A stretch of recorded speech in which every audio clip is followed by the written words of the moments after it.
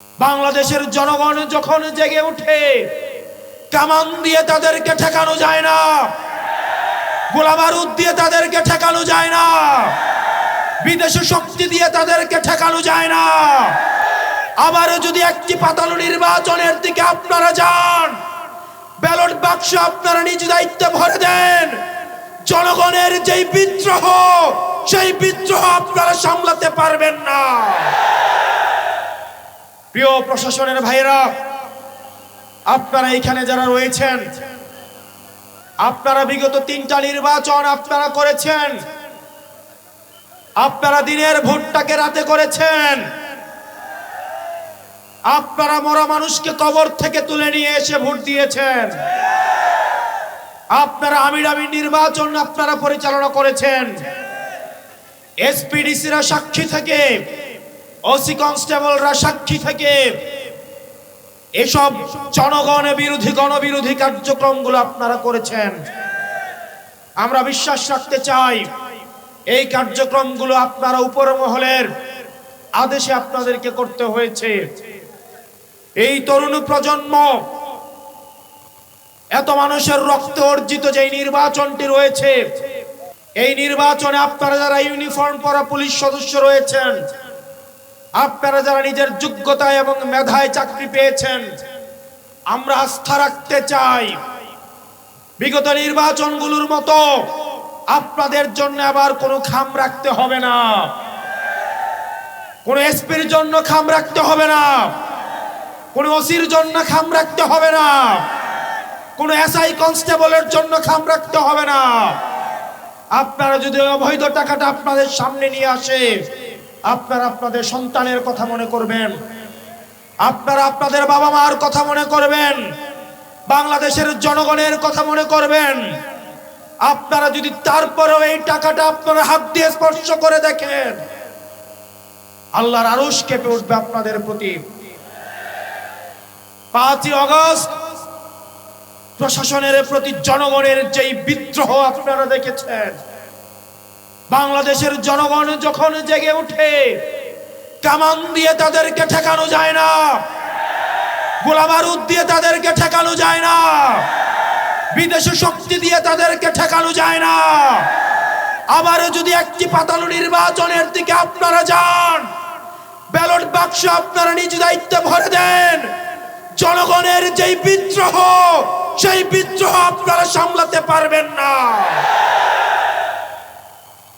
প্রিয় প্রশাসনের ভাইয়েরা, আপনাদেরকে অনুরোধ করব, আপনারা আমাদের ভাই, এই বাংলাদেশটা সুন্দর করে গড়ে তোলার জন্য কাঁধে কাঁধ মিলিয়ে আমরা ঐক্যবদ্ধ বাংলাদেশের সাথে আপনাদেরকে নিয়ে একটা দুর্নীতি চাঁদাবাজ মুক্ত একটা বাংলাদেশ গঠন করব, যেই বাংলাদেশে আপনার পোস্টিং এর জন্য কোনো নেতার বাসায় তদবির করা লাগবে না, কোনো প্রমোশনের জন্য কোনো নেতার বাসায় তদবির করা লাগবে না। আমরা জানি রাতের আধারে আপনারা তাজ্জুদের নামাজে আপনারা কান্না করেন, আপনারা কষ্টে থাকেন, কতিপয় কিছু অফিসারের ষড়যন্ত্রে আপনাদেরকে মাথা নত করতে হয়। আমরা বাংলাদেশের জনতা আপনাদেরকে প্রতিশ্রুতি দিচ্ছি, আপনাদের প্রতি যেই মানুষের অনাস্থা তৈরি হয়েছে, সেই আস্থা ফিরিয়ে আনতে আগামী 12ই ফেব্রুয়ারির নির্বাচনে আপনারা জনতার কাতারে নেমে এসে জনতার নির্বাচন করেন, জনগণ আপনাদের নিরাপত্তার ব্যবস্থা করবে।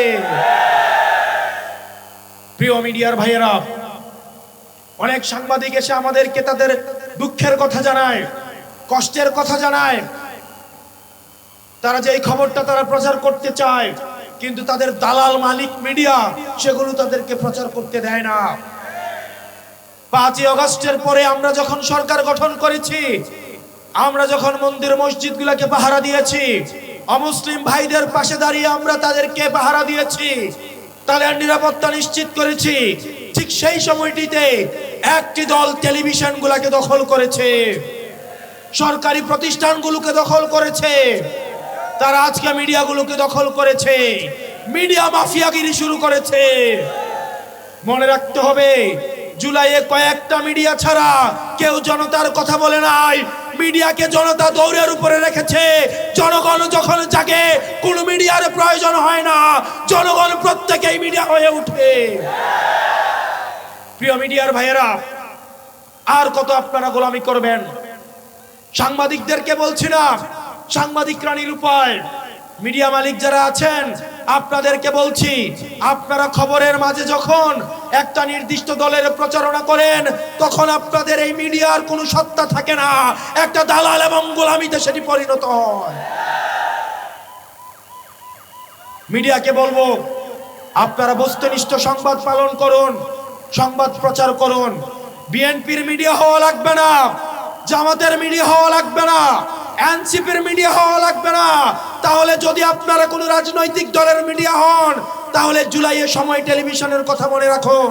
তারা পোস্টার লাগাইয়া সাংবাদিকতা করতে পারে নাই, তারা বুম নিয়ে সাংবাদিকতা করতে পারে নাই। জনগণের সামনে যখন ক্যামেরা নিয়ে এসেছে, তখন জনগণ তাদেরকে প্রত্যাখ্যান করেছে। প্রিয় ডুমুরিয়া ফুলতলাবাসী, আপনারা জানেন একটা দল টাকা নিয়ে, টাকার বস্তা নিয়ে নির্বাচন করতে নেমেছে, কালো টাকা নিয়ে নির্বাচন করতে নেমেছে। এটা আপনাদের দায়িত্ব।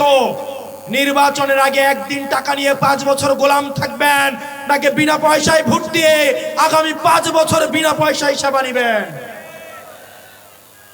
প্রিয় ডুমুরিয়াবাসী, ভোটের আগের দিন যদি আপনি একটা নির্দিষ্ট অঙ্কের টাকার কাছে আপনি বিক্রি হয়ে যান, আগামী 5 বছর আপনি গোলামি করতে হবে।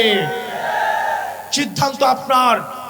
ভোটের আগে আপনি যে মালিক আছেন, প্রার্থীরা আপনাদের পায়ে পায়ে ধরছে, আপনারা চান কিনা ভোটের পরে আগামী 5 বছরও প্রার্থীরা আপনাদের কাছে পায়ে পায়ে যাক? যদি আগে ভোটের আগের দিন নিজেকে বিক্রি করে দেন, তাহলে আপনার আর মালিক থাকার সুযোগ নাই। আগামী 5 বছর আপনাকে গোলামি করতে হবে। প্রিয় জনগণ, ভোট হচ্ছে পবিত্র আমানত। এই ভোটাধিকার, এই ভোটের অধিকার অর্জনের জন্য আমাদের সাব্বিরকে শহীদ হতে হয়েছে, ইয়ামিনকে শহীদ হতে হয়েছে, ইয়াকুবকে শহীদ হয়েছে, শত সহস্র সন্তানকে শহীদ হতে হয়েছে। তাদের রক্তের কসম, আপনারা আবার টাকার বিনিময়ে ভোট দিয়েন না, আল্লাহর আরশ কেঁপে উঠবে। এই ভোট হচ্ছে পরিবর্তনের ভোট। এই ভোটের মধ্য দিয়ে আমরা স্বৈরতন্ত্র ব্যবস্থার পরিবর্তন করতে পারবো। আপনারা জানেন, একটা পক্ষ গোপনে উপেনে জানিয়েছে হ্যাঁ ভোটের পক্ষে, কিন্তু তারা গোপনে নায়ের পক্ষে প্রচার চালিয়ে যাচ্ছে। তাদের এই মুনাফিকি ইতিহাসে লেখা হয়ে থাকবে। তাদের আচার আচরণে মনে হচ্ছে তারা স্বৈরতন্ত্র টিকিয়ে রাখতে চাচ্ছে শুধুমাত্র হাসিনা ছাড়া।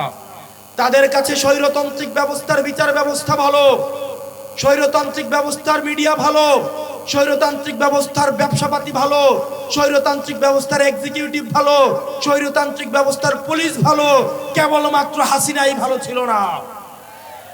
আমরা হাসিনার যেমন পরিবর্তন চেয়েছি, একই সাথে হাসিনার ব্যবস্থারও পরিবর্তন চেয়েছি। এই হাসিনা ব্যবস্থার যদি পরিবর্তন পেতে চান, তাহলে আপনার অবস্থান অবশ্যই গণভোটে হের পক্ষে থাকতে হবে।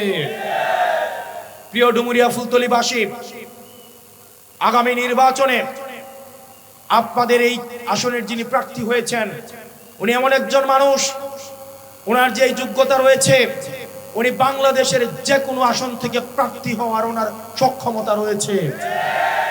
বাংলাদেশের 300 আসনের যে কোনো আসনে প্রার্থী হলে উনি সেখান থেকে জিতে আসার সক্ষমতা রয়েছে।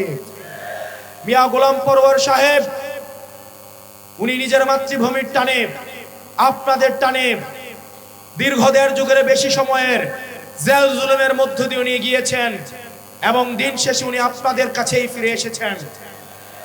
এবং উনি যে সময় ক্ষমতায় ছিলেন, উনি যতদিন এমপি ছিলেন, ওনার এমপি সময়ে উনি যত টাকা খরচ করেছেন, প্রত্যেকটা টাকার হিসাব 1 পয়সা করে জনগণের সামনে প্রকাশ করেছেন।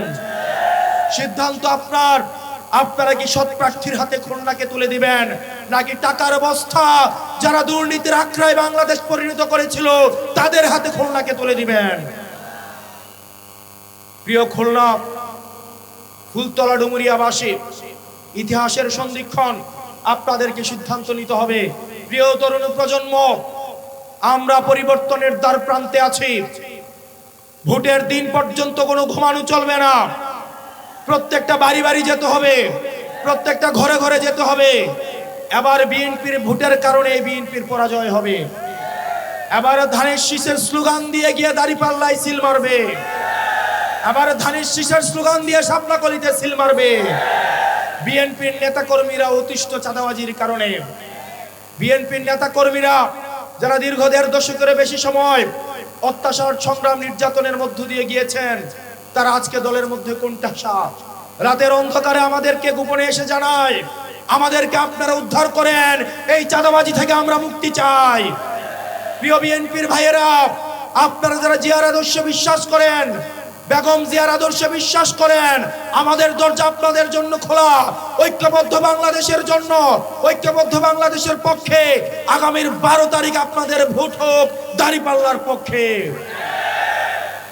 প্রিয় খুলনাবাসী, ডুমুরিয়া ফুলতলাবাসী, আপনারা আমাদের জন্য দোয়া করবেন। আমরা যে লড়াইয়ের মধ্যে রয়েছি, 12 তারিখ আমরা নিচ্ছি ব্যালটের প্রস্তুতি, একটা দল নিচ্ছে বুলেটের প্রস্তুতি।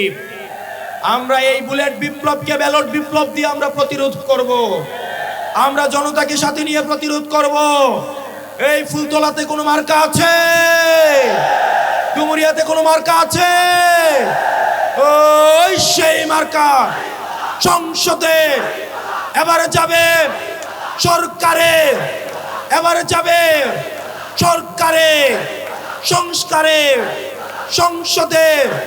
তোমার আমার হাতের তালে মুখে বলি, সংসদে এবারে যাবে মায়ের চোখে, বাবার বুকে ফুল ফুটেছে, রব উঠেছে চারদিকে।